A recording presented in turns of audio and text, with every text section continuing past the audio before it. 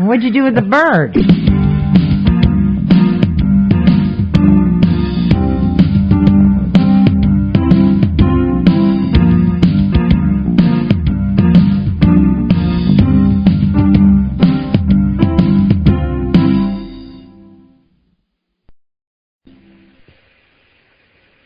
Welcome to another episode of The Dawn of Shades. I'm your host, Gia Scott, and today is July 19th, 2011, and this is episode 517. More about this program and the guests that have provided us with such fascinating conversations can be found on our website, www.exogenynetwork.com. The Dawn of Shades always tries to bring interesting people right to the audience to hear about both new and old ideas. We focus on the people, places, and ideas that don't always get to make the mainstream news, the kinds of things that are frequently labeled as alternative or paranormal. For the show tonight, if you would like to have a question asked, you can email me at giascott@exogenynetwork.com or send it through the virtual auditorium on PalTalk by text. I do monitor the email during the program, so if you're listening outside of the virtual auditorium and would like to have a question answered, go ahead and email it to me and I'll get it asked for you. In the virtual auditorium, just put it into text, and I'll try and catch it as the screen scrolls. And if I don't catch it the first time, feel free to repeat it again. For those of you who are listening in on a podcast, you can go ahead and email me with your questions. I'll try and get them answered for you as well. Now, if you would like to call in and ask your question over the air, you may call us at 504-273-7379. The number is our call-in number, and once again, it's 504-273-7379. For those of you who like to feel connected, you can find me on Facebook and Twitter, so you can link to me there. There's also a Dawn of Shades fan page on Facebook, so you can look for that too. For the readers, campers, foodies, cyclists, check out the articles and blogs. You just might find some material that might interest you. Now, before we start on the program tonight, I would like to sort of send out a happy birthday wish to my fiancé, Greg Miller, and give everybody a heads up that tomorrow is his birthday. So you'll have to make sure and send him a message and say happy birthday. For those of you that are on the website or one of the Facebook and so forth. Anyhow, it's going to be his birthday. He's been trying to keep it a secret. So we're not going to let him get by with that. And tonight's guest has visited us before, but it is also the big season for hunting things in the wilderness this time of year. And people are much more likely to be outside, out and about, in Wentzville than any other time of the year. So, without further ado, I would like to welcome J.C. Johnson to the program tonight. J.C., would you be so kind as to introduce yourself to the audience? It's a pleasure to be back. It's been probably almost a couple of years, I think, hasn't it? Yeah, I think it has been 2 years since you were on last. Well, just real briefly, I've been an outdoor guide off and on for about 20 years now, and there were some things happened back in the mid to early 90s on the Mogollon Rim, particularly in an area called Blue Ridge. We started running into things we couldn't explain there, and it just continued on, and even after I moved to the Four Corners of the United States and we started a river tour company, we kept running into more strange things. So, folks, it's just been strange. And we're right on top of most everything always as we can be, and we follow up on lots of reports. You can check out, I think we've got about 30 videos on our Crypto Four Corners channel on YouTube. You're welcome to go check those out, too. And we've got some recent investigation videos there also. Yeah, I took a look at some of the new videos that you've got up there over the past few days, and that's plenty interesting. Yeah, maybe I'm a little bit more interested because you live in my old stomping grounds. I'm long gone from that area. I spent a lot of time out there on the Mogollon Rim. I was usually in the, thinking it was Willow Creek Canyon out behind the Blue Ridge Work Camp. It's all just gorgeous, gorgeous country up there. Yeah, it sure is. Unfortunately, and if anybody has never had the opportunity to hear an elk bugle or a cougar scream, you've missed out on some special moments. Or listen to other things scream also. Yeah. I have to admit, though, I don't recall. The only thing that I ever heard that was when I inquired at the ranger station, they told me there were no wolves in the Sitgreaves area. But I know the difference between a wolf and a coyote and a dog. I mean, I know this as well as I know my own dog. I heard wolves, and then the morning we were leaving, I heard wolves return to a den with pups. Now, they were probably a half mile or better away, but I heard the distinctive sound of pups and wolves several times while we were there. And they said, oh, no, there are no wolves there. Well, I heard them. I didn't see them. I didn't go hunting for them, especially after I realized they had a den in the same area we were camping. I just thought it was odd that they hung around, because normally, you know, when camping in an area, wolves have huge ranges. If you're camped in an area where it's part of their range, they're not going to be there again tomorrow night. They're going to move on. And I couldn't figure out why they'd been there like 2-3 nights in a row. And again, the ranger said, oh, no, there's no wolves. And I was like, that was no coyote, and that was no dogs. I don't know what I heard. So, does Bigfoot copy wolves? The ranger would tell you, and probably what they would do now, several years past, is if you did hear a wolf, they would tell you it's the reintroduced Mexican gray wolf, and they're tagged and collared and monitored. That's what they would tell you on the record. Off the record, the wolf have been making their own way back into their old hunting grounds for years without the help or intervention of mankind. That's right. Where you won't hear them talk about it. More along the New Mexico border, much to the south of that area around Blue Ridge and Clear Creek Canyon and whatnot. Yes. And so there shouldn't have been those Mexican gray wolves there. I mean, they shouldn't have been there. They would have been over at the time you were there. They would have been closer to Springerville, having just been released, and they've been monitored ever since. Shoot, I get thinking this has probably been 10, 15 years ago now, or more than 10 years. I think it'd be about that time too, right close to that. I know they'd reintroduced them, but I also knew they hadn't done it in the Apache Sitgreaves. So that was my thing. Is I know I heard them. I know what they are. They don't sound like coyotes. Now, I have heard some people that thought the coyotes were coming to get us, and it would be two coyotes, 5, 10 miles away, but they were coming to get us, and they were surrounding us, because they do have an eerie, yipping sound that, I guess if you come from a city and you've never heard it before, it's scary. Well, we've seen also the red wolf has come back into the Chusca in the Lukachukai, and we've got GAM camera photos of them that we're not going to share yet. But they've made their way back, and these aren't tagged. They're not collared. Beautiful animals. We've also, many reports, and a couple years ago, probably 3 years ago, about 14 sheep disappeared out of a sheep pen up on the Chusca. In the Dene, the Navajo, the bear is their brother, so they couldn't hunt it. So they hired some white hunters to come and get this bear. And it was a big bear. They tracked it down with dogs. They treated it. They killed it. What they didn't tell us is this bear was a grizzly black bear mix. That's what they didn't tell us. And then we've got reports of grizzly up on the Chusca and Lukachukai directly from the sheep herders who've been up there for years. They know what a black bear looks like. They see a large bear with a big hump on his back, then that's something that they haven't seen up there before. So they've made their way back by themselves, reclaim their own range. I have to admit, bears are probably, along with alligators, they're the two animals that scare me the most. They scare me almost as much as people do. We were in the Sitgreaves area and standing on the rim of the canyon. And it was a deep, deep canyon. We're just standing there. The road that we'd taken to get there was a narrow, rocky, absolutely dreadful trek, even in the Jeep. You did like 5 miles an hour as you eased your way over the various rocks, to get here. And we've decided, okay, this is as far as we're going. We turned around. And I was standing on the rim of it with my son, who was like, 8, 9 years old at the time.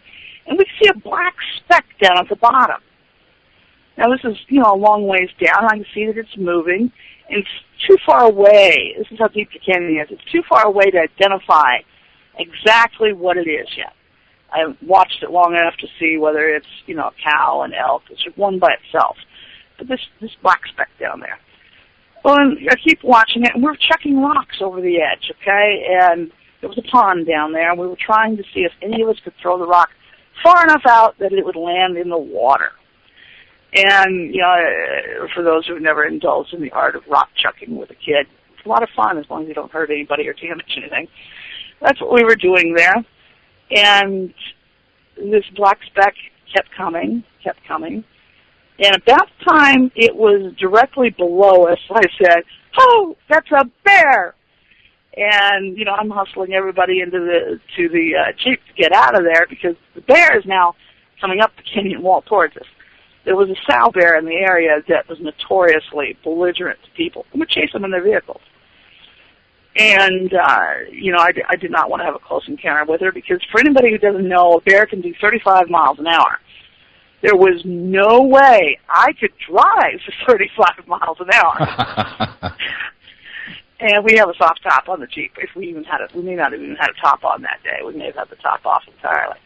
I don't want to get to be a close encounter. The bear actually got to within about 50 yards of us at the closest point. Because when it came up the canyon, it got up the canyon wall and started running down the road after us. But by this time, I'd had a little bit of a head start, and then I got to where I could drive a little faster. But yeah, that was my close bear encounter, and I am afraid of bears. That's actually the reason I have Red Dog is because I got her as a bear dog. And bear dogs are not to hunt, for those who are concerned I was out there murdering bears. Bear dogs are to make noise and harass a bear to give you time to get away. And that's what she was for. Typically, too, bears will be a little bit more cautious around dogs, where they would probably normally come right in and do their business. With a dog present, it's going to slow them down because most dogs will stand in the path of a bear, and the bear's going to have to stop and think about it. Mm-hmm. And they make a lot of noise. Dogs just plain hear better than humans do. Now, Red had always been taught to not bark inside the tent, to not make a sound inside of the tent, and that's because of skunks in campgrounds. If you camp in campgrounds, skunks are the most frequent visitor to a campground because people leave food out for them. These are so they think. Anyhow, skunks have this nasty way of getting revenge for your dog barking at them, and a sheet of nylon isn't going to stop it much. Yeah. So she was taught never make a sound inside the tent because that was our first close encounter of the skunky kind. And, no, we did not want sprayed. So she is good about that one, I have to admit. But she has her ways of letting me know there's something outside camp or outside the tent, and we've had some occasions where I actually think there was a high probability that the thing outside of camp was a hominid of some sort. Whether it was hairy all over or just on top of the head, I don't know. But I don't think it was wearing boots. That's another thing to bring up, too. I think the last program I was on, we were talking about the video where something smashed through an irrigation pipe to get to a skunk. I think we were talking about that. It's one of the videos on YouTube. Don't recall or not. I've slept a time or two since then, so my recall isn't going to be 100% anyhow. All good. Anyway, this something went after a skunk inside a pipe, and he went and tore all the grates off the top of it, the irrigation grates, to look inside to locate the skunk. Eventually, he punched through on either side of this pipe, trapping the skunk in the middle of the pipe. He then carried the pipe out to the field. The first thing he did to the skunk was pull off the skunk scent gland.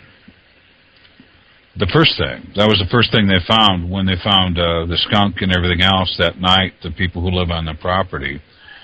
And, of course, he came back a few times during the night and borrowed some other things from the skunk. But the first thing he had to absolutely have was that skunk scent gland. He tore it off while it was still alive in the pipe. And after he got the gland, he didn't care about the skunk anymore. But it's our theory and our opinion that this individual needed this skunk scent gland to protect probably not only himself, but his family, his youngsters, from predators. And typically, you have a predator smells a skunk, that's not a really easy meal or a pleasant meal. They're going to go find something else. So it's a really good scent to put on a youngster, or yourself for that matter. Yeah. Aftershave or cologne? Yeah, I don't know. I don't know. I'm not sure it'd work on bears. That's really, I know it wouldn't work on a gator. Gators don't care. So I don't think I'm going to try it, so I'll just take your word for it. Yeah. No, that's that really pungent stuff. How could you stand to have that rubbed on your hair or skin or anything? It must be second nature to them.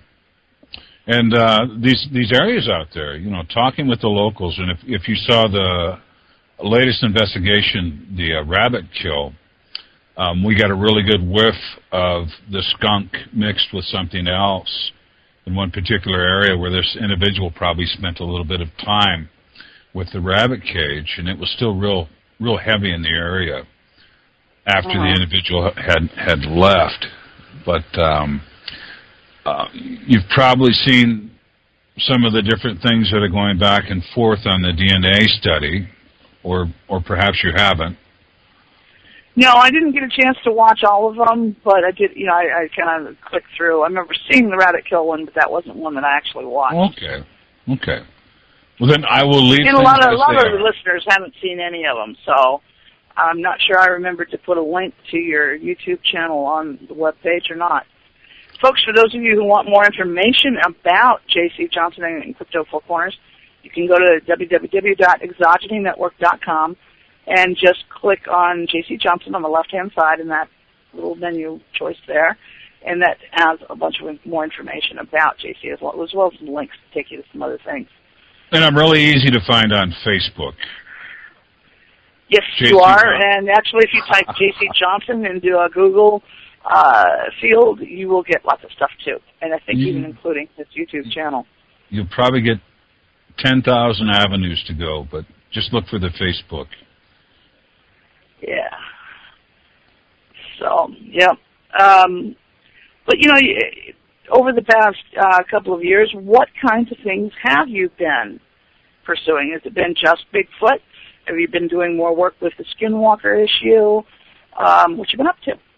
I think where our focus has been, we go back to the irrigation pipe, back to the individual who took the skunk scent sack off. Wow, say that 3 times fast. Woo! Anyway, skunk scent sack. The DNA analysis is what we had hoped for, and we were able to retrieve skin, blood, and hair, and it matches up with something in a larger study, which will be coming out fairly soon in a major scientific paper.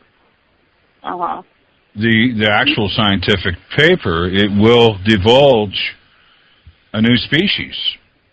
And so we're really excited just to have a small part of it. There's hundreds of samples on a global scale that have come into this study, and we're just a small part of it, but we're still really excited about that. And that's something we've kept a close eye on, and we've guarded, and just we're excited about it.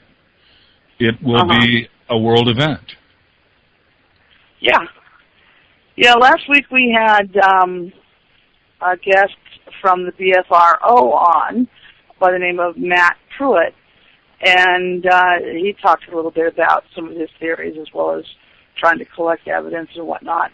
You know, so there is a lot of effort in the United States to identify what this is. Now, he happens to think that the Bigfoot or Sasquatch, whatever name you want to give it, is a descendant of apes hominids from Asia, and that Asia and the Americas are the two places that sightings are still regularly occurring. But most of the research is occurring in the United States. Now, I find that interesting, but, there again, we do tend to have a little bit more leisure time and maybe money to spend on the effort, as well as a greater overall level of education compared to a lot of Asian countries as well. That's there's interesting theories. Unfortunately, with this study, some of the DNA information on the mitochondrial side has already been leaked a little bit of it. It's not completely accurate, but some of it has been leaked. So on the mitochondrial side, the human mother is human. On the mitochondrial side. That's already been leaked. I'm going to confess it. Can't take that back. Now, a lot of the other information that has come out from this particular person who's leaking the information is not entirely correct or true. Uh-huh. But for that part, I will stand on the fact, on the mitochondrial side, the mother is human. Well, that's kind of interesting, It's very interesting. I was talking with my mother about the whole thing. She says to me, well, what if Bigfoot is really the Neanderthal? And they didn't die out. They simply moved out, you might say. I really don't think we're dealing with Neanderthal in this situation. And I can't divulge my knowledge of that, but the DNA doesn't back up a Neanderthal. Uh-huh. Okay. Well, I know that I've not had a good eyeful of anything that I can say was a Bigfoot, definitively. I've had some incidences in which I thought they were outside of camp, staying outside of the ring of light in the brush surrounding camp. I've had things thrown into camp. I have found hair caught in branches along some rather rough trails in the vicinity of camp. But foolish me, I didn't collect it. I actually thought I was simply overlooking an animal. I knew it wasn't horse hair, either tail or mane hair. I knew it wasn't human hair.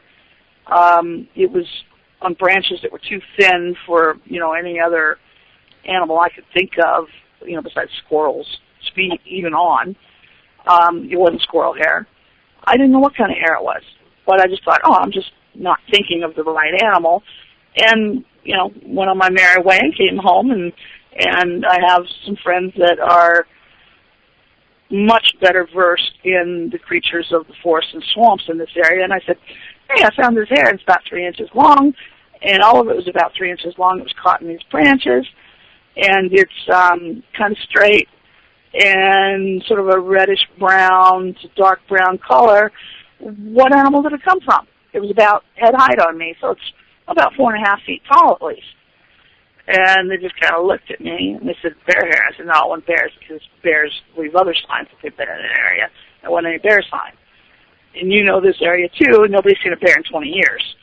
Probably wasn't a bear. So what was it? And, the only answer they had is possibly a Bigfoot, because other people have heard some strange sounds that they say is Bigfoot in that area. So maybe, I don't know. Where's this area at? Panhandle of Florida. Oh, okay. Yeah, Panhandle of Florida. It's along an area that's, it's got houses, it's got paved roads, there's a lot of forest, it's almost continuously forested. There's several big creeks and a number of small ones. So there's a lot of water, there's a fair amount of food, because there's all kinds of things that you can eat out there, berries and scuppernongs and plums and, you name it, it grows out there. Well, speaking of the Panhandle and hair, we were down there some few years ago investigating something. It looked like this tree grew hair. There was one. That's the moth known as old man's hair. Well, actually, no. This one particular tree in these people's backyard had actual physical hair caught in all these thorns in one particular area where someone was moving around, someone hairy, and investigating the situation there. The couple was elderly, and I'm like, this is interesting. And I got under the tree, and I could see into their picture window on their house. Like, now, this is interesting, but, you know, why would somebody be really interested in watching this old couple mulling around in their house? So I asked them, I said, have you had any guests or visitors in the last few weeks? And they go, oh, our young niece was home from college for 2 weeks. And I go, okay. And is this a particularly handsome woman? And they said, of course she is. And I go, okay, well, you had somebody sitting out under this tree watching your handsome young niece.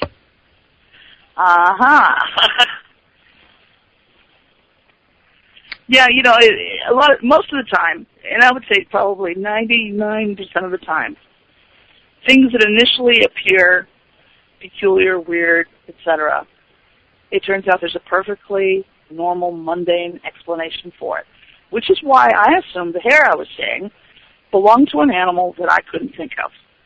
I knew it would have been, you know, possibly elk hair, but elk don't live in the panhandle of Florida, so we crossed that one off the list. These hairs naturally terminated at about 3 inches long. It was a typical tapered tip that you would see on a hair that grew only 3 inches long, not like cut hair. So it wasn't human hair. It was coarser than my hair, but it was far much finer than the hair you would find on even a horse's mane. I don't know what it was. It certainly wasn't pig hair. They get pretty big, but I don't think they get that big. Do you still have some hair? No, I didn't collect any samples. Can you believe that? Yeah, and I went back, I guess it was months, because it's a good couple-hour drive for me at least to get there. And I went back there a couple months later thinking, oh, I should be able to find it, you know, some more hair there. Do you know there was none? None at all. You looked high and low. I went through that trail, several of us actually did, because we wanted the samples. And so several of us went specifically to look for the hair. And we could not find any. Now, hair is high protein. I don't know how digestible it is. You know, the hair usually lasts a little while even in nature. So I don't know what the deal was, but it was just caught in the, you know, pine trees and their little cracks and crevices in the bark of smaller branches. That's where it was caught, in the ends of these branches that hung over this narrow trail on the bank above a small creek. And I happen to know just below that area where that trail is, if you're in the creek bed, it's got quicksand. I know that for a fact. I happen to step in it, so. Ow. Quicksand is something I like to avoid. I really do. Yeah, it was kind of a surprise to me, and it was strange quicksand because the dog was with me. She could walk on it, but a human couldn't. You know, she's got big feet that spread out in their webs. But she's actually how I got out. I grabbed her tail. She's been taught to tow me in water and whatnot, so I just grabbed her tail and told her to go. And with her help, I could squirm my way out of the mess I'd gotten myself into. But yeah, and that panic feeling when you step into it, because I sunk up to the hips almost instantly. So yeah, it's not something anybody enjoys, even when you know about it, because I had to stop and say, okay, quit struggling, quit panicking. You know, and I wasn't alone. There was somebody, you know, just 20 feet away. But still, it was a heart-stopping moment for some reason. I don't know why. Some of our areas that we've been working down along the river, now that some high waters come through and wash back in, and I'm not sure all the circumstances, but the swampy areas were dry all winter long. And we were down there a couple of weeks ago, and I had camera in hand, and the terra firma looked like terra firma, and I was just cruising along, looking through the viewfinder, and bloosh, I stepped right into the boggy quicksand stuff, you know, without even paying attention, because I'm not used to it being there, and it's back now, so we've got to be careful down there. You can't really see it until you're in it. Yeah. Yeah, carry a walking stick. Yeah, because because most of the time it's soft enough that a 70-pound dog is going to refuse to walk on it. Because she's wise about where she's going to go. She's going to detour around it and it's going to catch my attention. And she could walk right on top of it. Because she'd come right up to me and she didn't sink into it. I'm like, this stinks. But it was kind of convenient, too, because I couldn't reach any branches on the side. And all I had to do was grab her tail. Just like I said, I'm only one step into it. I didn't have time to walk any further. And for those who don't know what quicksand is, it's nothing like in the old movies that look a bit like oatmeal. It looks like sand. It looks perfectly firm. When you step on it, it turns out that the sand is actually floating on the water. And bingo, you sink into that stuff so fast. Terrible way to go. Yeah. And we do have sections out here in the Southwest where at one point this poor horse, the rider was able to get off, and they struggled to try and get this horse out. And it looked like a dry wash, and it wasn't. They had to finally put the horse down before it eventually drowned. I mean, there was just no way to get this poor animal out. And you know, it's in the desert Southwest, you come across quicksand too. Yeah. Yeah, I have to admit, quicksand is probably one of the things that I have very little liking for. And I think it occurs in all 50 states, at least seasonally. This I'm not aware of, but it surprises me that in the desert Southwest, in a dry wash, so to speak, you have quicksand. Yeah, I guess, well, my initial exposure to it had been in a semi-arid area in California. So to me, I guess I associated quicksand with desert automatically. So, yeah, it's something that I just considered that went hand in hand because it seemed logical. You know, the water goes underneath the sand, and then the sand is theoretically floating. So, yeah. Anyhow, they still have it they have it in the southeastern portion of the United States as well, because the Florida Panhandle is a pretty consistently wet place, and definitely had quicksand. And like I said, I thought, because I'm looking at it, it looked like firmly packed sand, like you find in the bottom of a creek when this water's flowing through the creek. And, you know, it wasn't off on the side or anything like that. I'm right smack dab in the middle of the creek bed. Usually that's a fairly cool place to walk in the summertime.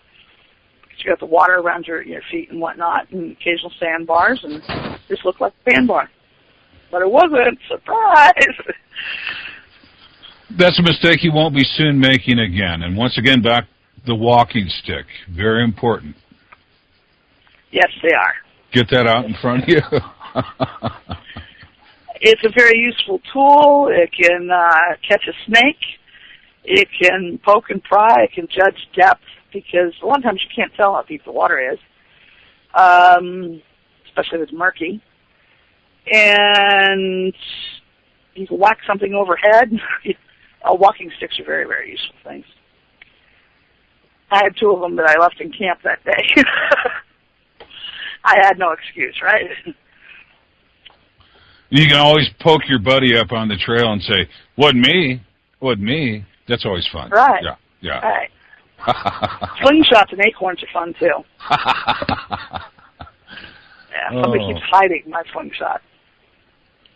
Yeah, slingshots and acorns are fun. Just, yeah. Who did that? Not me. Uh-huh. Yep, many of pecans. I've shot more than one pecan, too. they shoot well too. We had kind of a strange thing happen. Two of the crew came over last night and were talking to me, and they've had some stuff coming around their property. And the male of the crew, it's a male and female, had a little slingshot. So he went out and he shot a marble at the tree. They heard the marble hit the tree and then hit the ground, but then the marble came back, not like a ricochet, but came back and was launched right next to them. Kind of a weird thing. So they kept doing this experiment, and it was kind of like something was bending space or bending something by this tree, the way whatever they were shooting at the tree reacted. Just a strange thing. I thought I'd throw it out there. I've kind of been trying to wrap my mind around it too. But the law of physics was thrown out by what these objects being launched were doing after they're being launched. Yeah, I probably would have been tempted at that point to get out a blowgun and try that too. That's all. It happens to be another thing I like playing with is the blowgun. And I haven't used the darts on anybody, but I have used the little plugs to poke people now and again. On me, I figured the little darts are a little too lethal for a joke. Those could be painful. Yeah, it's not going to win friends or influence enemies very far. No. Yeah. We did have some questions come up from the virtual auditorium, so I'll see if I can catch them again. I've got to scroll back here and see. I know that they were asking about Bigfoot's the difficulty in capturing a specimen or solid evidence for them. You know, has anybody tried using helicopters and infrared equipment to detect the heat signature? Was what they wanted to know. I know of several cases where they have used helicopters. A good case in point, Chuck Creel talks about, he works on a helicopter base as a firefighter. And back in the 80s, when the night vision was getting really popular with the Army and getting perfected, probably like second generation, it's the largest helicopter training facility in the world is where he works. And a lot of the soldiers and so forth had a relationship with this lady who owned kind of like a country store, and she was telling the stories about her hogs getting ripped apart and things like that. And so the soldiers that were going to go up on night recon and helicopter training said, made a special pass over her property to make sure she was okay. And they were picking up the furry ones on night vision until they got so deep into the woods that they couldn't see them anymore. So that has been done. I mean, I don't think so much as a planned study. Most of your night flying helicopters now have 4th generation, 5th generation night vision monocles and or goggles. And we get stories about them picking up some stuff running through the woods, something very large, upright, running. But as far as something organized, I don't think anybody's put enough money together in one particular time and place to go up and do something with a helicopter recon with infrared and night vision. Not that I'm aware of. It's too bad somebody can't put a proposal together to send to the Air Force or whatever agency, because it would be an excellent training exercise. If they can chase down Bigfoot, a terrorist doesn't stand a chance, right? That's right. I think I would be more excited, too, possibly about the FLIR, the forward-looking infrared, up from a helicopter. Then you would be picking up the actual heat signature. You'd be picking up the size of the creature moving through the forest when you could sight them in. I'm all about the forward-looking infrared presently. That's the cool thing going on. Well, it would be nice to see, I guess, the whole research and pursuit of evidence project being taken a little bit more seriously. I think what we're lacking most of all, everybody's looking for the Tom Slick.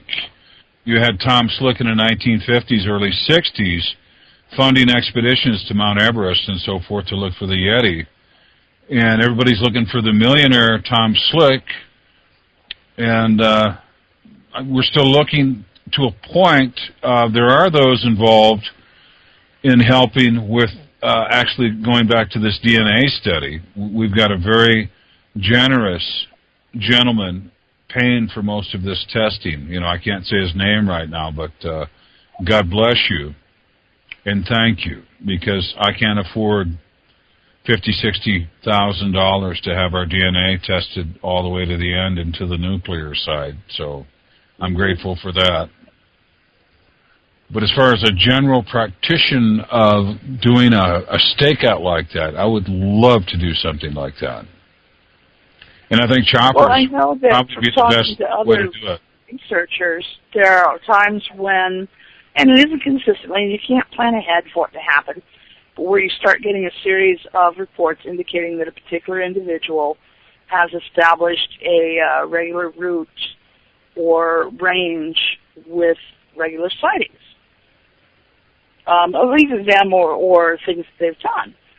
And that seems like the ideal time to bring in a helicopter with some high-tech equipment. Well, locally here, at this time, going back to some of the stuff we've been doing recently, we've got 1,000 square miles of Arizona that burned up. And it's Chief Dan, Leonard Dan's opinion, and some other people, that some of the furry ones have been pushing north and pushing up into this area, leaving the burned out places, because we've got activity in areas where we normally don't have heavy activity till like the end of August. And now we have all kinds of stuff going on. So if I could have a helicopter today, I would just go up and down this river presently, because there's lots of out-of-towners. Which river would that be? The San Juan River. The San Juan, okay. San a lot Juan, of times when you mention areas, a lot of people aren't going to be familiar. Now, I know where the San Juan River is. For those who don't, it runs from the Navajo Dam, sort of across that corner of Arizona, or New Mexico, rather, and into Arizona then, doesn't it? Yeah, it goes all the way into Lake Powell. Okay. I just wasn't sure how it got to the Colorado River. I knew it did sometime, but I wasn't sure exactly where. It starts up in the mountains of Colorado, and it ends up at Navajo Dam, and then what's released out of Navajo Dam is the river, and the Animas River joins up with it later and adds a little bit of cubic feet per second to it. They use the river as corridors, as travel, as major highways. There's no doubt. No doubt. But typically, we don't have activity. We've got some furry ones that stay year-round down on the San Juan River. For the most part, they'll take a sheep now and then. You'll hear about some vocalizations, a sighting here and there. The last month and a half, everything's been going nuts. So we've got some out-of-towners, and they've probably come up from the burned areas in Arizona, and they're looking for cattle in this present vicinity. And I wonder how they all get along, too. You know, you've got your residents there year-round, and they're probably used to the ones coming down for the harvest.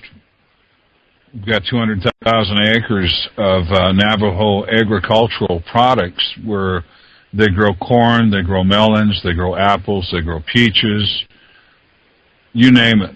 They got it going on up there. And we usually don't have this activity till like the end of August, first part of September, about harvest time, when the out-of-towners get here. There's a bunch of them have got here early now, and I think it's due to the fires in Arizona. That burned up a lot of really, really rough country. Country which doesn't see very many people very often. No. Prime habitat. Yeah.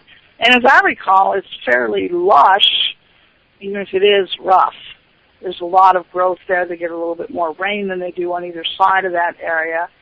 So there's more calories. Unfortunately, they didn't get the early rains. The monsoon didn't kick in till maybe 2 weeks ago now, and it was unfortunate. You know, the monsoons were a little bit late getting in. Those usually curtail the wildfire season, and usually we have the wildfires down in lower elevations. This went up and burned some beautiful, pristine country up, 7, 8, 9,000 feet elevation. Typically, where you don't have heavy-duty fires that happen this year. Yeah, and those fires got hot too. There was a lot of stuff built up over the years, and it was a prime example of what happens when an area does not have small natural fires for decades, and then comes the right circumstances, and a huge fire comes ripping through. In most of your mountainous areas, there's a picture of a cabin just outside of Flagstaff, taken in like 1890, I believe. And you've got open meadow, you've got a few ponderosa pines, and you've got open meadow again, and a few ponderosa pines. And you can see the cabin just plain and clear, not a problem. There's a picture of it in like 1980, and you can hardly see the cabin. You've got all these small ponderosa pines just clustered in around the cabin. And it used to be you would have a grass fire. It would come through the small stands of ponderosa. In fact, ponderosa pine cones don't activate, some of them, until some heat is applied to them. And then they open up. Right, it has to be just the right amount, not too much. Not too, It has to be enough to melt that rosin. What we've got now, with the way the forest has been managed, we've got these horrible crown fires where they go up into the treetops, and they spread like that, and they get very, very hot. When you used to have meadow and small stands of pine, you had the little grass fires that came through and left and barely even touched the trees. So it comes back to the forest and the forest management also. And I know they're working on it. I know they're understaffed, but that's what our management has done to the forest. We get these horrible crown fires. Well, and it used to be, too, they thought all forest fires were bad. And it's really only been like maybe 25 years since they realized, we need forest fires in small doses, not 1,000 square miles worth. Yeah. But forest fires are actually part of the entire process. You see the same thing here.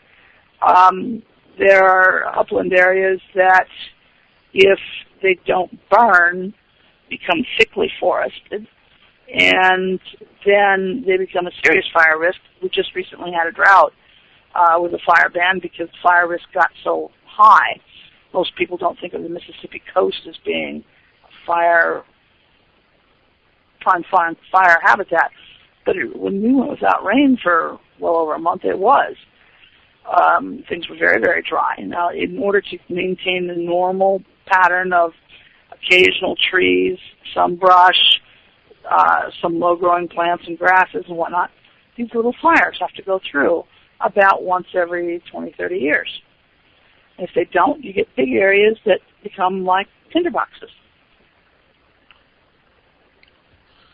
And down in Florida, some of those places, it's just so thick down there. Unless you've got a trail, you really can't go anywhere unless you have a machete. And that's what I like about the Four Corners up in the mountains. The snowpack kills things that typically don't get killed down south, and it just grows and grows, and you get the vines, and you get everything else that knocks you over and trips you and makes your path very hostile, whereas out here in the mountains, up at the snowpack areas, you don't have the vines, you don't have all these things that'll trip you and catch you. You can pretty well move around the way you want to up in the mountaintops here in the Four Corners. Out here we've got grass that'll grab your feet and trip you. Blackberry vines. Ooh, you gotta love those, especially if you're wearing shorts and sandals. They're special on the ankles. Ooh, special. Oh, yeah, real special. It takes about 2 weeks for that special to heal, too. Some at a time or two. Even low quarter shoes. If you catch one just right, it'll go under your pant leg and it'll get your ankle. And done it a time or two, hurts, burns, yeah. Poison ivy and, all the different kinds of vines. And the chiggers. Don't forget the chiggers. They're very special. I've never had a chigger encounter, and knock on wood, I want it to stay that way. However, I discovered I have an allergy for yellow flies, which are these demonic bugs that bite and leave these terrible, terrible welts that last for weeks. And I live on Benadryl and hydrocortisone cream to keep from digging holes in myself. They're awful. I mean, they're absolutely awful. It takes about 2-3 weeks for one to heal on me. There's 1,001 varieties of mosquitoes. I used to think there was one kind of mosquito, the one that bit. No, they have 100 different kinds of bites. And gnats. Gnats, yes, these little innocent-looking bugs that have got teeth the size of the average alligator. I don't know where they put them in that pinhead-sized body. You with bears, alligators, and now gnats. Gnats are the bane of my existence, I have to admit. I love, my summertime perfume of choice is Repel, Sportsman's Formula. Yeah. However, it doesn't work for yellow flies. The University of Florida has spent a small fortune in a decade trying to find a repellent that is effective for yellow flies. There is none. Just lots of clothes and a net over your head. Wow. 40% DEET, Sportsman's Variety. Works for me. That's it.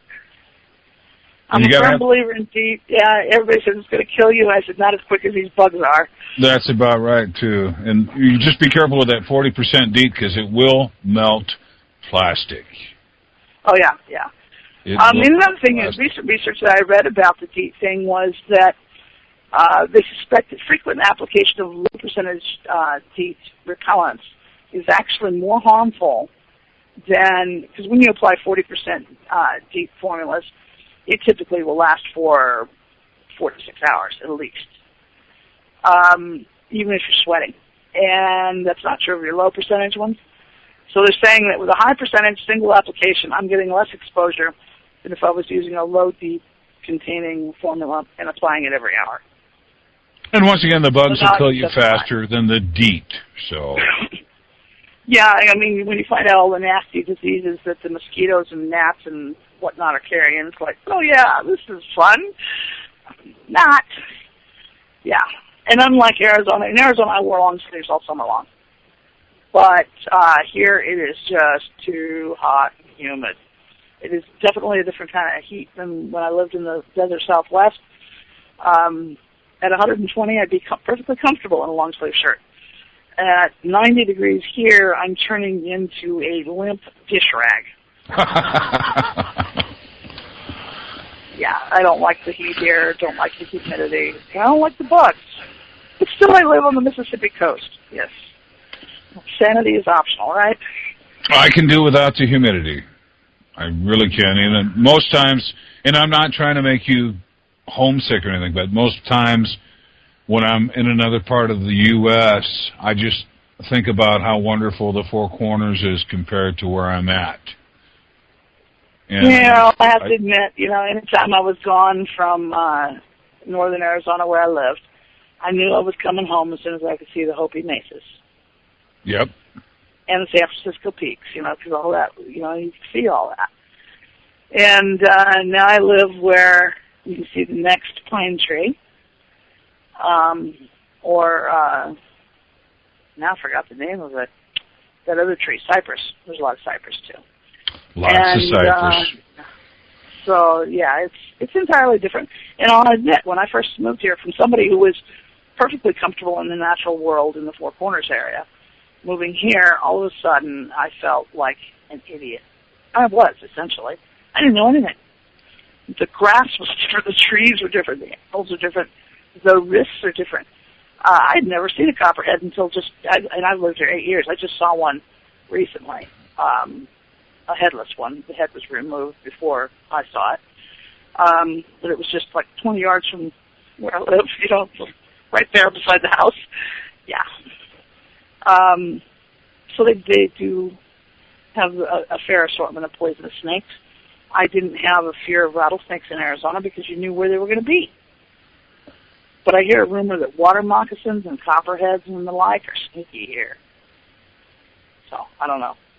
That's another thing, too, that we're following up on with the San Juan River in the Four Corners area is giant snakes. And it's not a repatriated python or something of that nature. The descriptions that I'm getting time and time again, and from what we've seen... Well, hang on to the giant snake thought, okay? Okie dokie. Return to the giant snakes. It's time for us to take a break. So stay tuned. While we're away from your computer, check out our website, www.exogenynetwork.com. We'll be right back with our guest, J.C. Johnson.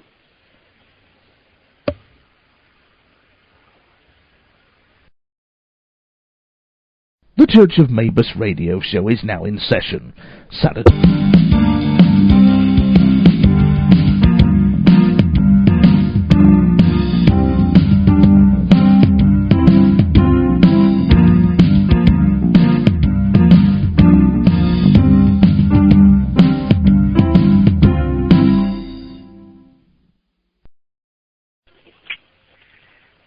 Welcome back to the Dawn of Shades. I'm your host, Gia Scott, and tonight our guest is J.C. Johnson. Before we get back on our topic of the giant snake, I would like to remind everyone to visit our website, www.exogenynetwork.com. You can sign up for the newsletter, wander around, explore the website, and let me know what you think of it. You can find links there to take you to blogs, Twitter, and even Facebook. If you want to go straight to my blog, you can go to giascott.wordpress.com, and you can find out what kinds of things I've been up to lately. Now, our topic tonight is a very fascinating one, and we're fortunate enough to have J.C. Johnson joining us tonight.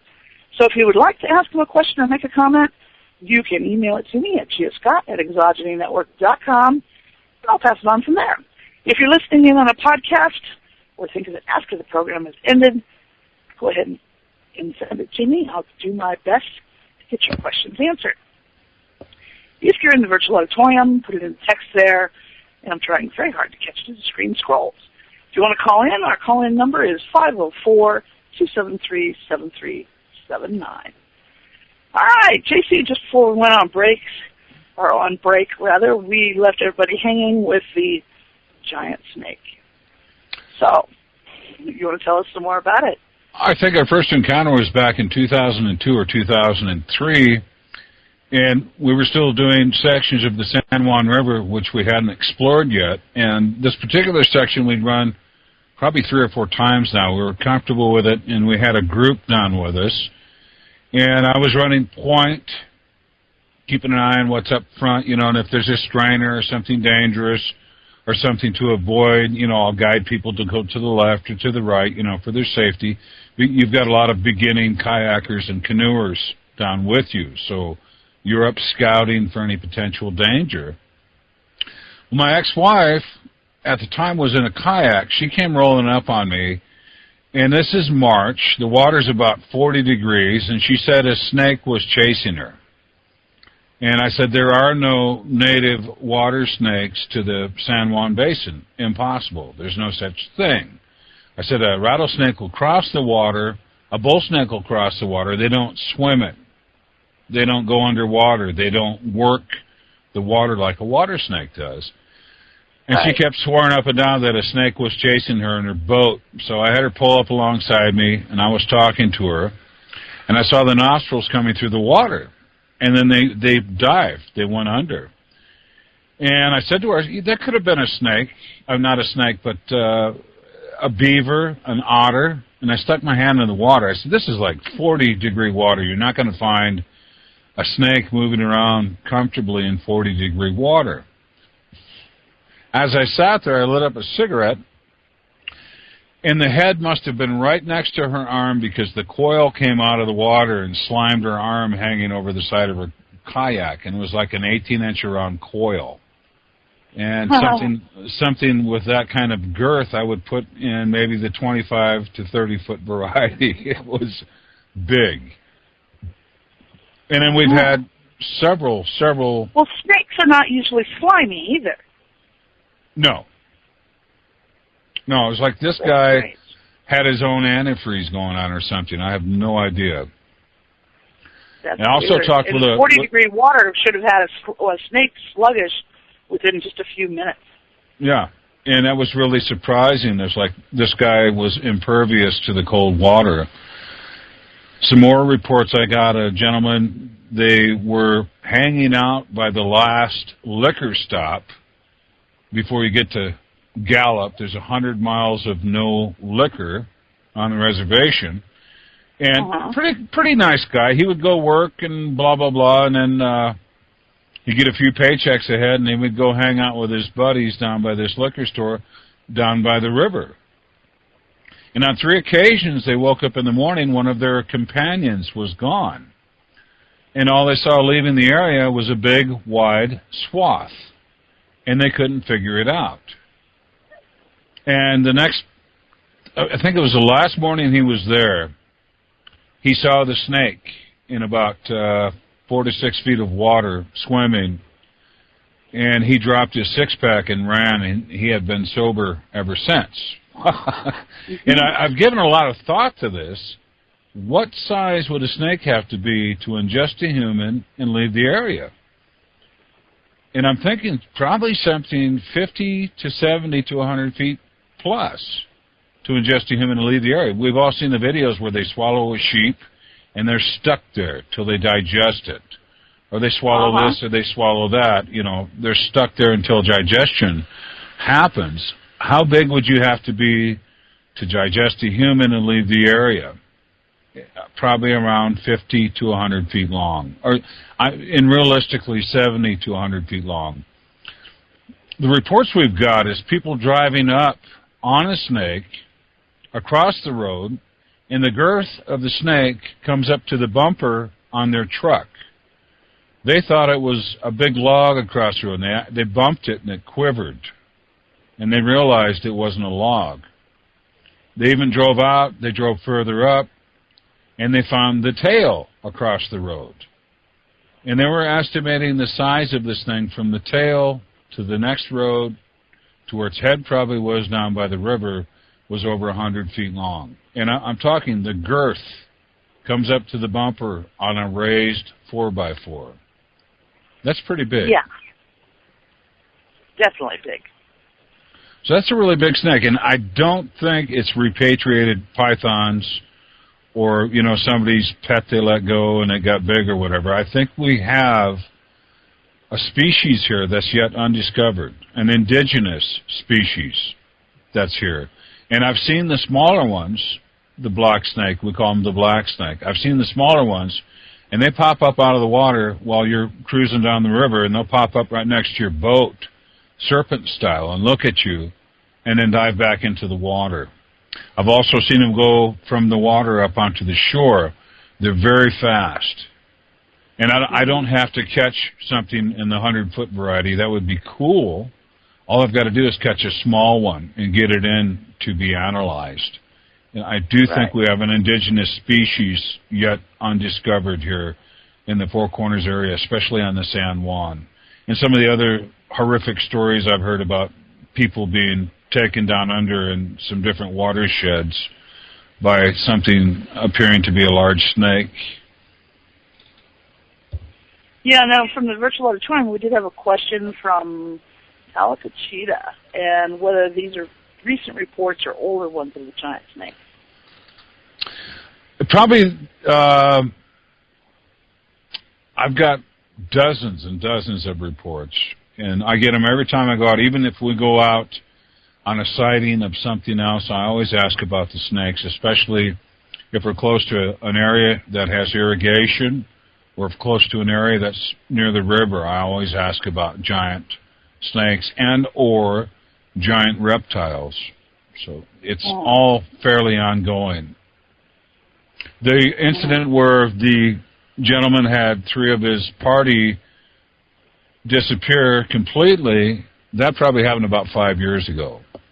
And I was doubtful of his testimony because I've run almost every inch of this river, and there are no naturally occurring swamps. And he kept talking about a swamp.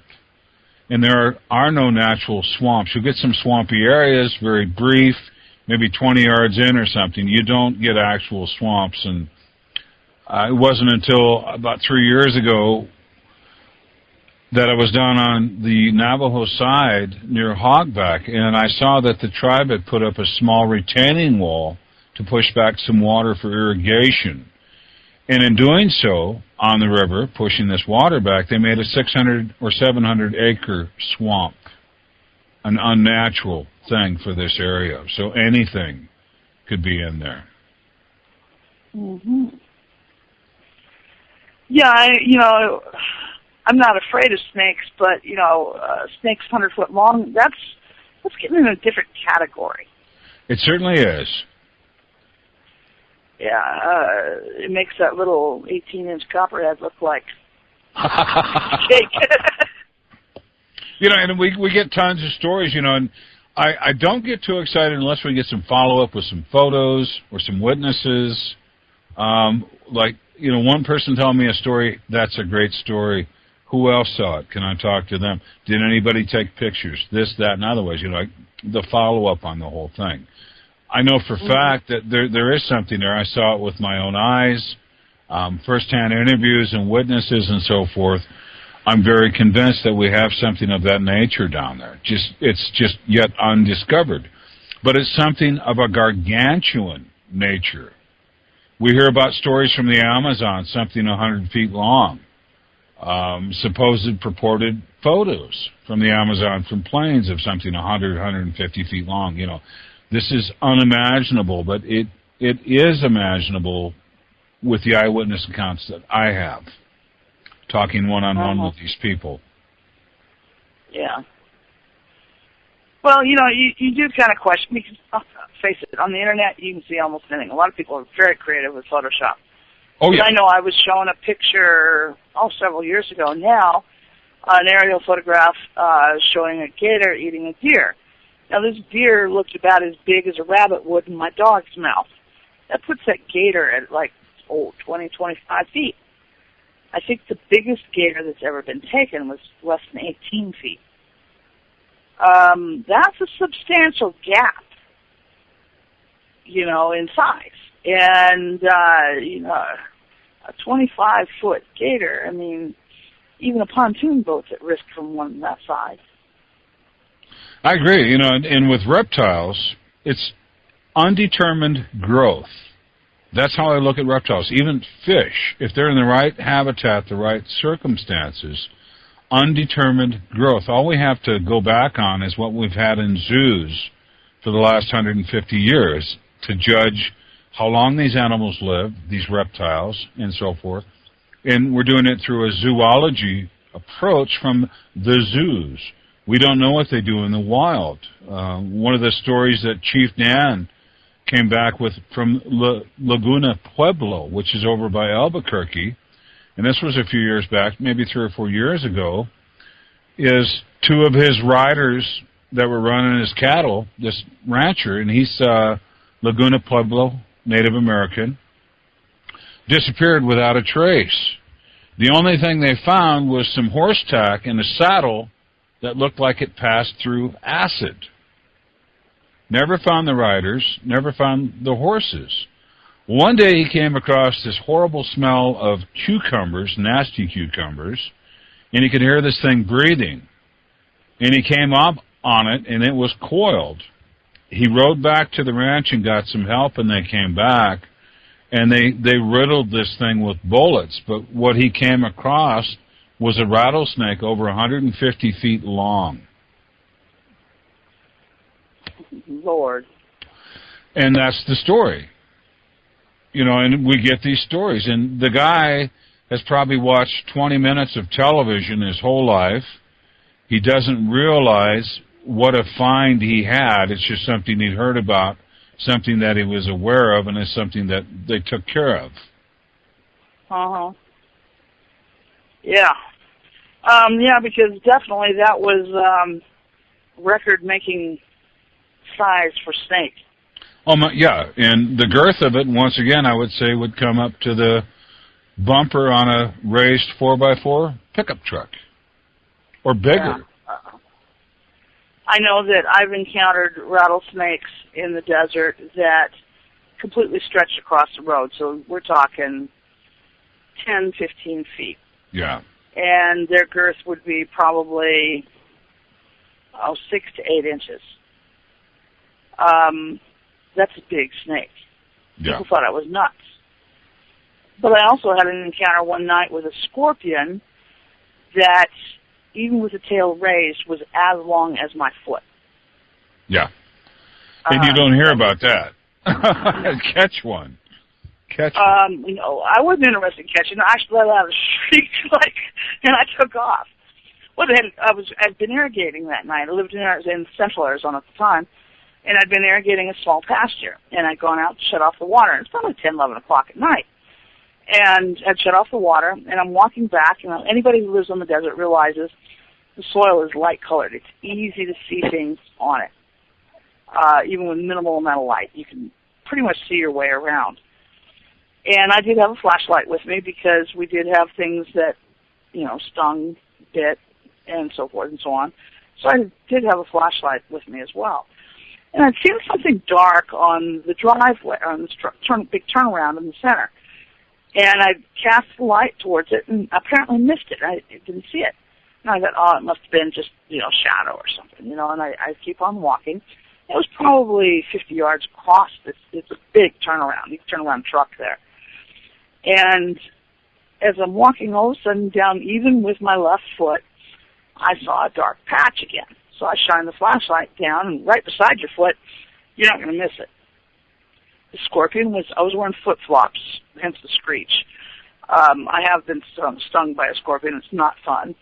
And seeing one as long as my foot, oh my God. Yeah, I shrieked. And I took off running. I didn't even hang around.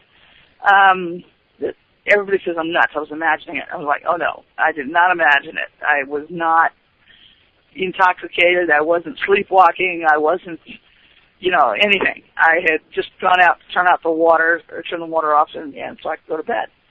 And I know I saw it.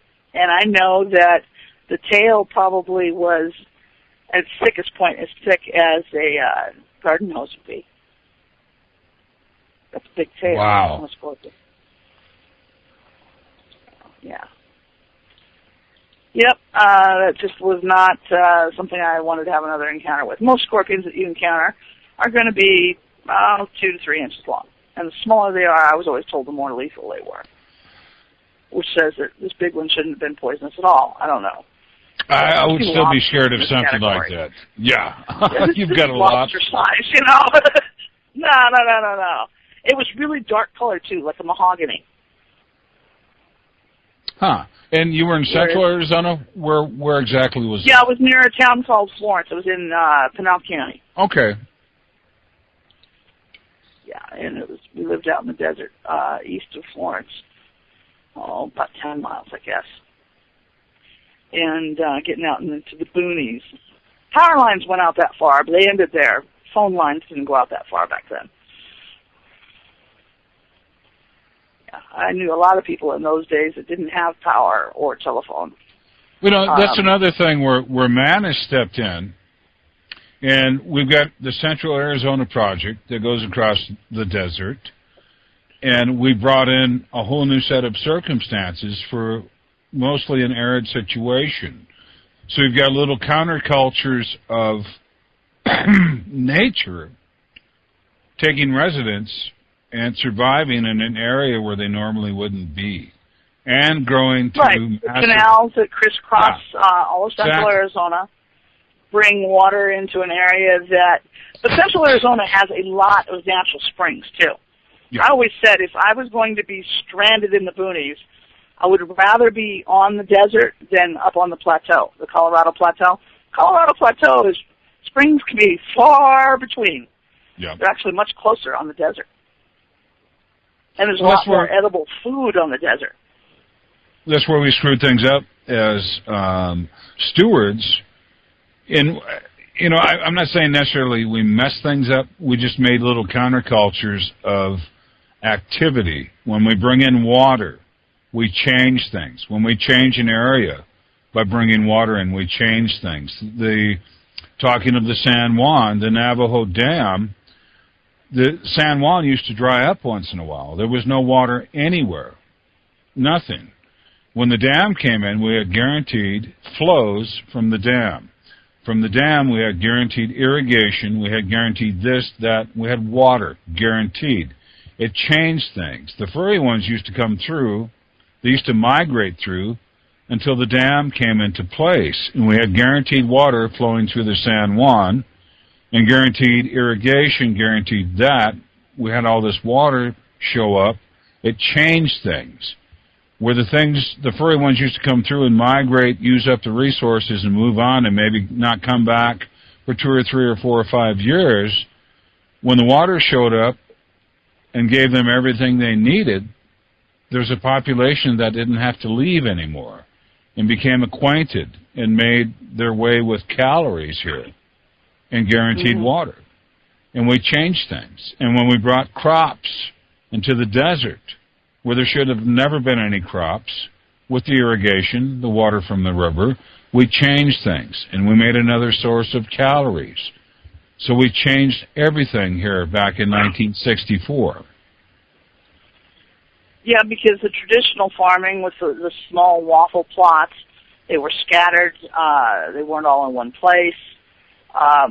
There weren't commercial-sized crops. This was subsistence farming for an individual family. It was far different from a commercial agricultural production of today. I agree. Even the herds of sheep and goats that the Navajo have today, and cattle, 100 years ago, they didn't exist. For the most part, you could only have them where you had a continuous source of water. Otherwise, you couldn't run them. You would have to be near a spring. You'd have to be near something like that, and you would hold that deer. But with Navajo Dam and Navajo Lake and all the water that comes off and out of this dam, we're fueling all kinds of counterculture as far as what the area was originally supposed to support. Now supports a lot more. Yeah. But, a lot of people have told me, too, that back in the heyday, say when Chaco Canyon was still active and a number of the other abandoned pueblos were active, that the Four Corners region actually supported more people than it does today. I wouldn't doubt that, too. Chaco Canyon is an amazing complex of housing. Amazing. And they brought a lot of the timbers. They had to bring them from the Chusca, the mountains 50 miles away. It pretty evolved for their time, and a pretty evolved structure socially for their time. Yeah. Now, toward the end of their, I would say their demise wasn't necessarily drought, or they talk about where did the Anasazi go. You talk with Chief Dan, and Chief Dan has got oral tradition passed on from generation to generation, who the Anasazi were and what they were all about. And toward the end, they had adapted mostly in their tribe something from South America. They were doing human sacrifice. They were eating humans. They were doing detestable, deplorable acts that the Dene, the Navajo, when they showed up, they're like, man, these guys are messed up. So when you ask what happened to the Anasazi, most of them got run off into the Pueblos. Most of them went back down south. The ones that weren't killed. I think the way that it was presented to me was the bad ones, the ones who were indulging in the eating and the sacrifices and whatnot, lingered on as long as they could. But the ones who objected split away and formed what today are the Pueblo tribes. And that what happened to the ones that were left behind, the ones that stayed, whether they went back to Mexico or went someplace else or simply died as a result of some disease they caught courtesy of their cannibalistic habits, was left sort of up in the air. Well, there's theological eggheads that will argue the point with me My history of the Southwest comes from mostly oral tradition from the Dene, the Native Americans. And the ones who had original contact with the Anasazi are the ones who named them. The Dene, the Navajo, named the Anasazi, which means ancient enemy. And they're the ones who had contact with them. So the oral tradition passed on about these peoples is pretty clear to me. And it's not really romanticized. It's pretty clear what they were all about and what they were doing at the time the Horde came out here. And the Navajo didn't come out here as like a little band of 5 people. They came out here as a horde. There were thousands of them. The Mongolians, they went the other way. They tried to take over the world, and this particular horde came across the Bering Strait and down through Alaska. They weren't as successful as Genghis Khan, but, you know, they both took off about the same time. So it's really interesting, but, you know, history doesn't treat what happened out here in the Southwest very well as far as what's recorded and what the philosophical historians would record for us isn't true. Well, I know that when they came up with evidence of the cannibalism, which I guess is probably about 20 years ago now, it's quite some time ago, at first there was a lot of uproar, you might say. A lot of people got their shorts in a bind, you might say there, about it. But it's known through all of civilization, not just Native American or New World civilizations, all civilizations. In the degenerate stages, when the civilization is dying, behaviors that would have not been tolerated at all during the height of the civilization will occur during the degenerate stages. Cannibalism is frequently a symptom of the degeneration of a civilization. And why would these people be any different than ones in Europe or Asia or any other place? They wouldn't be. So I guess I didn't find it so shocking. You know, I didn't think it implied that the Navajo and the Hopis and all the other Pueblo tribes were all cannibalists who would, you know, were on the wagon. So, you know, I didn't really understand why people would be so upset about evidence indicating, and the particular victim that they had the complete cycle was like a 14-year-old boy who had been killed violently, then cooked in a hearth, and the fecal matter had petrified into coprolite, which was then tested. His DNA was found in the bones. It was found in the coprolite. And that says that, yes, they ate him. For whatever reason, they ate him. You know, they're digging up things at Mesa Verde, up near Cortez, Colorado. You know, Mesa Verde's real popular tourist spot. Yeah, they're digging things up there that the archaeologists will never, ever reveal or talk about, ever. It's sort of robbing all of the Native Americans, as well as all of the world, of information. Well, this particular band up there, these were not nice people. They were not. No, but even the not so nice is still a part of what happened. True. So why do you think, is coming from the virtual auditorium, why do you think they won't talk about it? Politically incorrect. In fact, to say the word Anasazi now amongst the in crowd of the archaeology world is politically incorrect.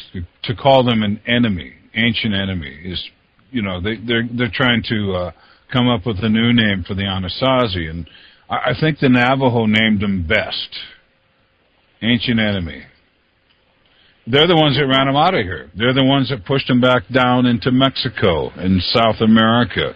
They're the ones that pushed them up into the Pueblos. The great horde, when they showed up here, they had the machine gun they had bow and arrow.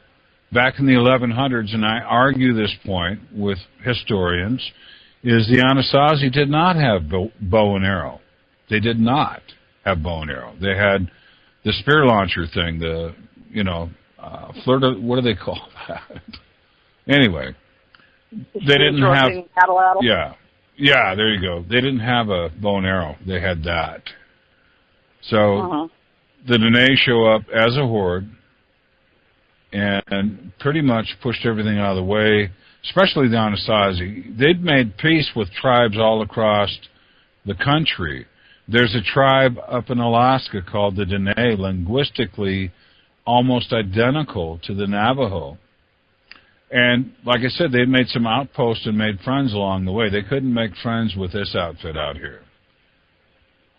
Well, I knew that both the Apache and the Navajo had an Athabascan language, which does come from the Pacific Northwest on up into Alaska, which says that they, at least linguistically they're related to these other people, if not genetically. Well, the Navajo and Apache were still a tribe together back around 1200 AD, and they separated from each other. One, I think 2/3 wanted to settle down and do things, farm, things like that. The other third wanted to go off and continue their wandering ways, and they went off and did so. And they separated for hundreds of years, and then they became enemies. Yeah, I know that the animosity between the two tribes occurred at least in the 1800s and was still ongoing even in the latter part of the 20th century. I don't know whether it still exists or not, but there was considerable animosity between the two even, in the later part of the 20th century. There's still animosity with the Dene and the Ute tribe. They don't get along. And the Ute tribe was entrenched probably about the same time the Anasazi were out here also. So they go way back. So for the most part, they don't get along very well either.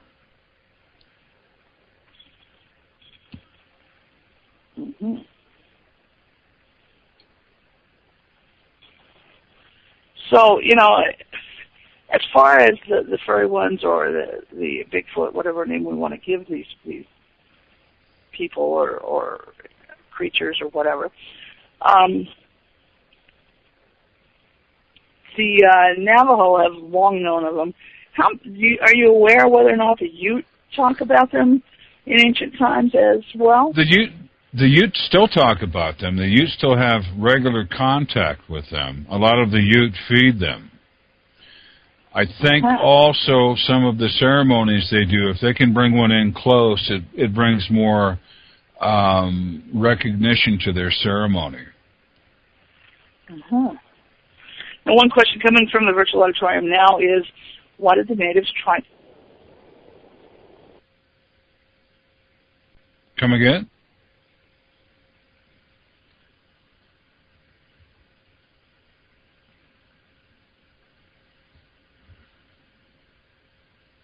Hello?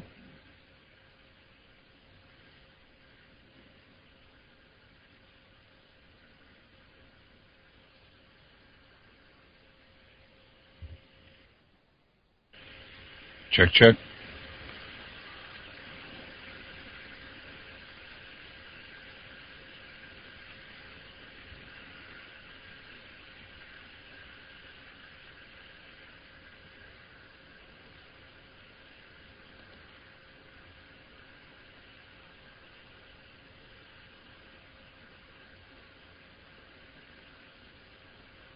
Check 1, 2.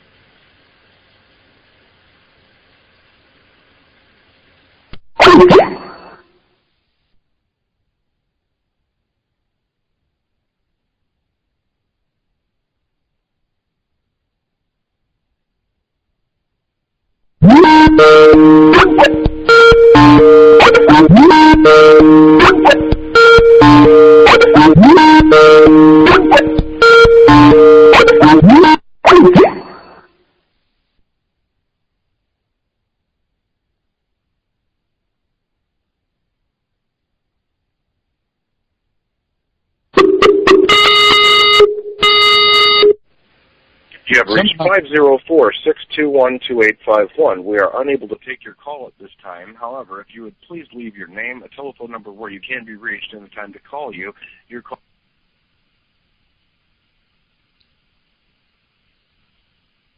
Check 1, 2.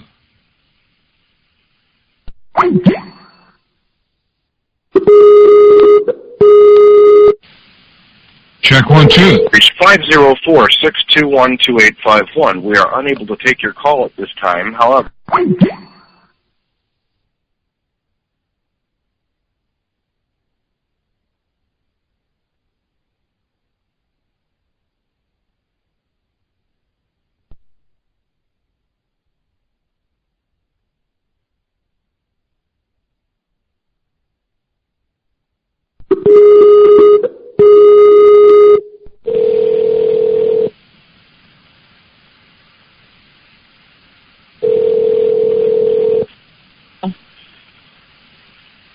Hello?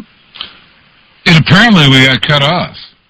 Oh, yeah, we did. I got suddenly dropped out of the phone.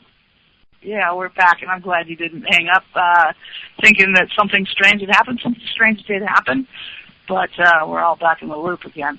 I was trying to ask you a question when all of a sudden I had dead silence on the phone.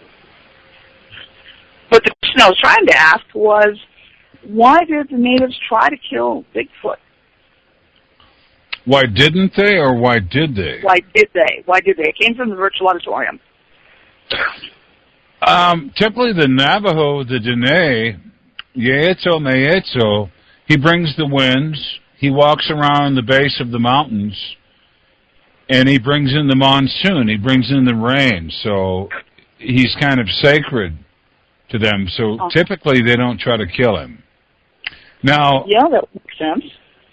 On the verge of some sheep herders and some cattle ranchers who've had problems with the furry ones, yes, on occasion they do shoot them. It does happen. But as far as the practice of killing them, no. That makes absolute sense. Now, to your knowledge, do the Ute regard them in somewhat the same light? I know you mentioned that they tried to coax the furry ones in close during certain ceremonies. The Ute kind of treat them like their retarded little brother. That's really what it comes down to. You know, and they there's not a lot of communication up there as far as getting information back on the furry ones. There's a drawing in a cave that's about 6 feet tall of a furry one that's very impressive, and I'm still trying to get access to get up there and take photos of this drawing. I understand it's really neat. But they've got a long history with the furry ones up there. The Ute are very quiet about what they're doing with the furry ones. The Navajo are very quiet in a way as pertains to superstition, the way they talk about the furry ones also. Well, I know that anything that the mainstream society regards as superstition is subject to ridicule. Therefore, a lot of people tend to just not talk about it. And it makes sense. They don't want to be ridiculed. What the Navajo also, what they have a lot of is going back to the skinwalker, and they see a large, hairy, furry individual outside their kitchen window or outside their floodlight or outside their sodium light. They're typical not to talk about it because you're not supposed to talk about that. And whether they can identify what it really is or not, in most cases, they will not talk about it. They won't discuss it. Now, I know I was always told that in the event you had issues with skinwalkers, if you could find out their name and call them by name, they would die. You didn't have to do anything to them. They would die. Well, something in the physical form, in the physical realm, if they have cognizance, if they're not just out. And Mysterious Creatures of the Southwest, it's a production put together by Ron James and David Hatcher Childress, and you see him a lot on Discovery Channel and some UFO programs and unconventional archaeology. Right after my interview on this production, they talked to a shaman who used to be with a skinwalker. And he talks about his time with a skinwalker is just totally abnormal as far as night and day, day and light, what was reality, what was not, because it all became mixed up. Because when he became the entity of this animal that he was supposed to be, he couldn't really remember or control himself as to what he was doing. And he doesn't go into detail on that, but on other occasions, I can tell you more. He was under the control and influence of someone else while he was out doing his dirty deeds. Uh-huh. Well, like I said, all I've been told is that if you could call a skinwalker by name. Now, I don't know if it was during the event, after the event, whenever. If you could call them by name, recognize them and call them by name, that they would in fact die. This might be true, people strongly believe it. Leonard was telling about a situation where a friend of his was waiting for some people to come home. He saw something moving around their house, and they were out in the sticks on the reservation. So he got out of his truck, and he had a 12-gauge with him, and he went and investigated.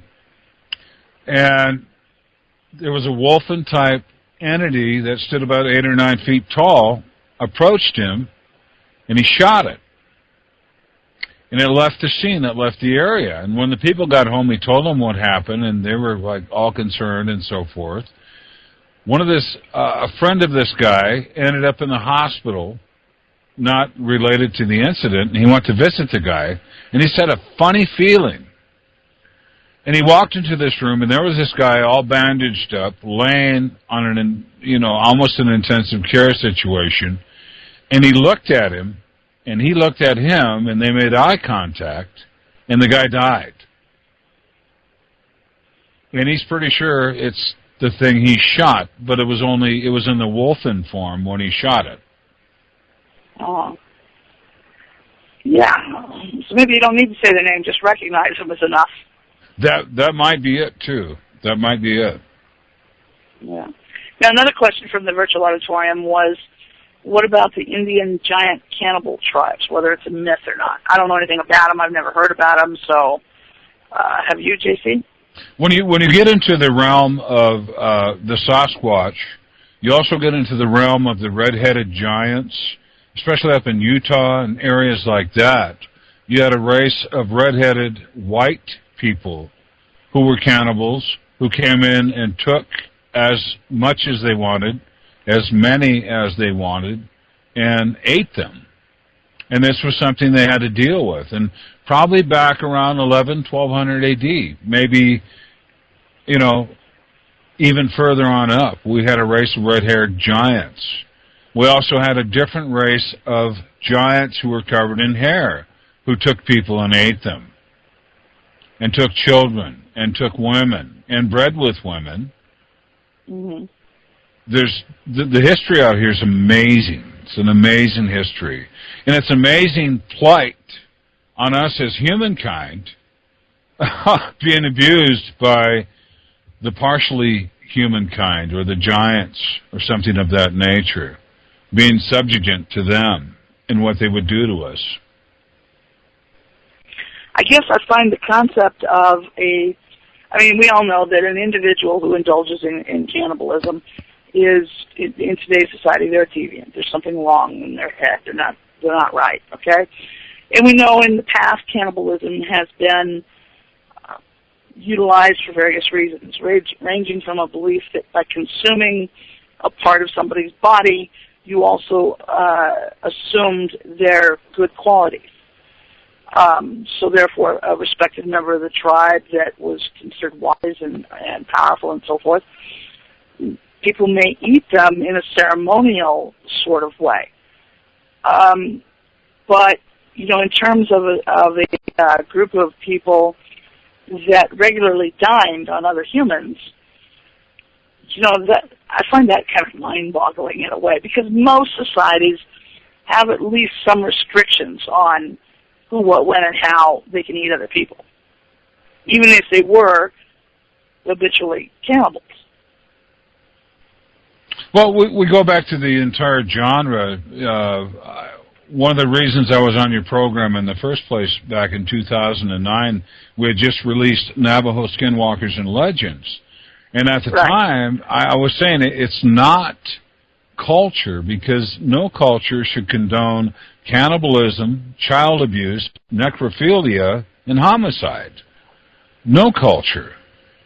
And people agree with that. And 90% of the people I work with out here, as far as even Crypto Four Corners go, are Native American. And they agree with that, too, is that no culture should condone something like that. Mm-hmm. Yeah, I mean, it kind of goes against, I guess you might say, almost an ingrained taboo. Because it exists worldwide. It is a bad thing to eat people.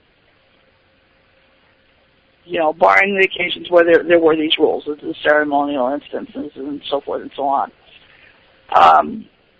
You know, yeah, so it is kind of interesting to think of these red-headed giants and these giant furry ones that regularly consume people. And it's possibly a taste that goes on, because what we look at is when we find something in the vicinity of Native American reservations, and I can't go into details on that, but the DNA doesn't back up a comfy, cozy thing with the Native Americans, at least not yet. Are they just more comfortable in these areas, or is this a favorite food? I don't know. Yeah. At the same time, you know, through the centuries, we've seen, even in today's modern society, there are examples of genocide, where, for whatever reason, another group wants to entirely wipe out another ethnic group. We saw it in the Americas with the policies regarding Native Americans. We've seen it in Africa today. We've seen it in Bosnia, you know, a decade ago. You know, it just keeps going on and on and on. So, you know, was this perhaps really what was going on?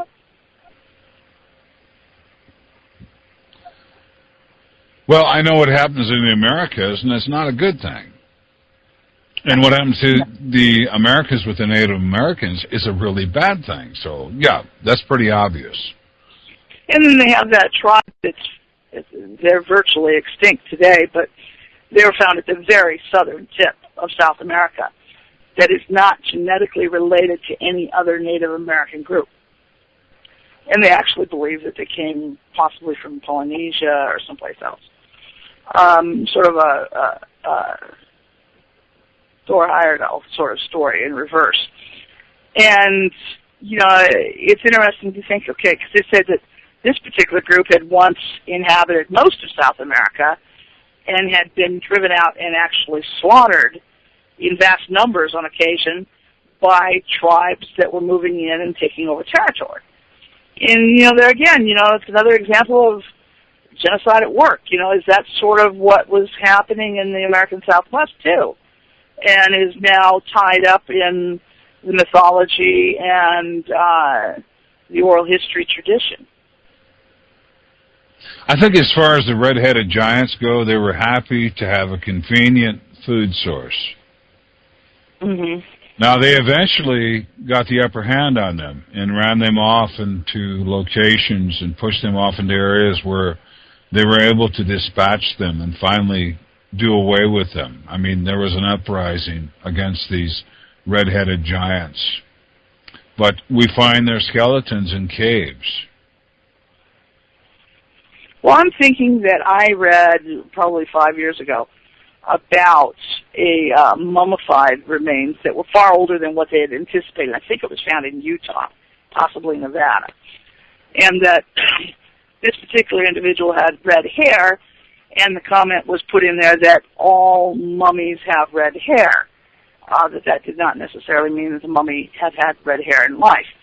I don't remember it being a giant, however. It may have been larger than Native Americans were, say, 500 or 1,000 years ago. But it, I don't recall it as being, 7 foot tall or anything like that. Just that it caused a bit of controversy because it was dated to a period of time before they believed any people had reached the region.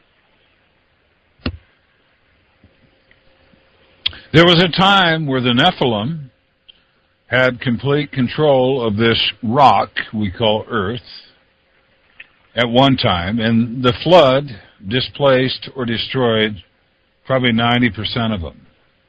Mm-hmm.